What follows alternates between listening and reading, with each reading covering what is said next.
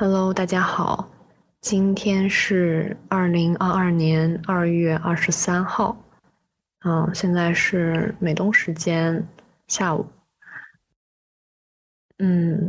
从昨天晚上到今天白天，我被铺天盖地的关于江苏省委发布的丰县生育八孩女子事件的调查结果给裹挟了。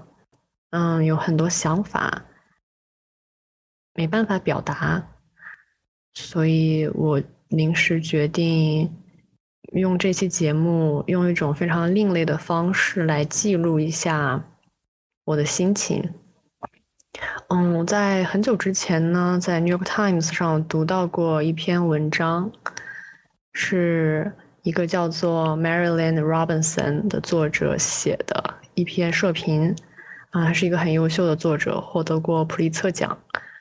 那么这一篇文章主要是讲美国在疫情期间，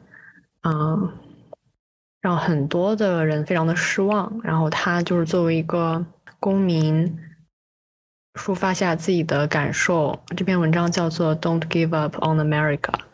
那今天在节目里呢，我把America 相关的词替换成了 country， 就借这篇文章来表达一下自己的一些心情。也是希望给自己一点鼓励和正能量吧，也希望能把这份积极的、相对积极的一个声音带给此时此刻跟我一样心中有很多情绪，不知道该怎么去抒发，或者无法抒发的你。Don't give up.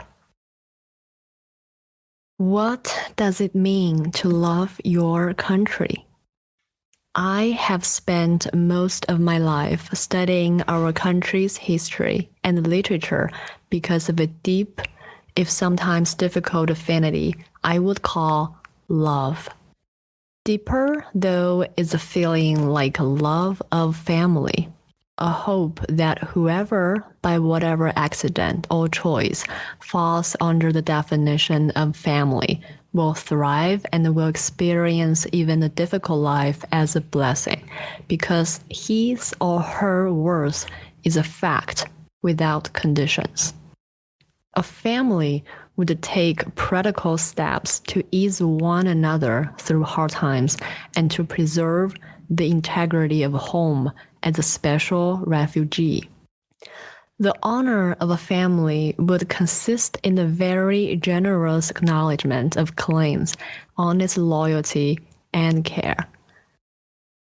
It is often said that country is an idea, stated definitively in early documents left to us by a coterie of men seemingly too compromised to have come up with such glorious language, as we would be too, if we should happen to achieve anything comparable. Human beings are scared, therefore equal. We are asked to see one another in the light of a singular, inalienable worth that would make a family of us if we let it. The ethic in these words should be the standard by which we judge ourselves, our social arrangements, our dealings with the vast family of humankind. It will always find us wanting. The idea is a progressive force, constantly and necessarily exposing our failures and showing us new paths forward. For some time, we have been dealing with an active rejection of this idea. As a woman who saw the world before the movements for civil rights and women's rights, I know how potent the idea of equality can be. There are those who find it threatening, who are so fearful of dealing with other groups or with women on unequal terms that they fantasize about violence toward them, treating whole categories of their own people as deadly enemies. They have translated anger and disappointment into rage against people of other opinions, the elites, the poor, even people whose very existence cannot be proved. As a liberal, I am loyal to this country in ways that make me a pragmatist. If someone is hungry, feed him. He will be thirsty, so be sure that he has good water to drink. If he's in prison, don't abuse, abandon, or exploit him, or assume that he ought to be there. If these problems afflict whole populations, those with influence or authority should repent and do better, as all the prophets tell them.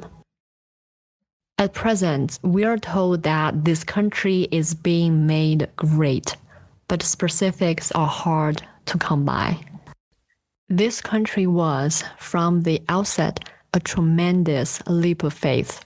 We tend not to ponder the brutality of the European world at the time our colonies formed and then fledged. So we have little or no idea of the radicalism, not only of stating that men as creatures of God were equal, but of giving the idea profound political consequences by asserting for them unalienable rights, which were defined and elaborated in the Constitution. Our history to the present day is proof that people find justice hard to reach and hard to sustain. It is also proof that where justice is defined as equality, a thing never be assumed. Justice enlarges its own definition, pushing its margins in light of a better understanding of what equality should mean. There is much to be done, more than inevitably limited people can see at a given moment. But the other side of our limitation is the fact that it carries with it a promise that we still might see a new birth of freedom, and another one beyond that. Social justice is the great instrument of human advancement. We have no right to fail it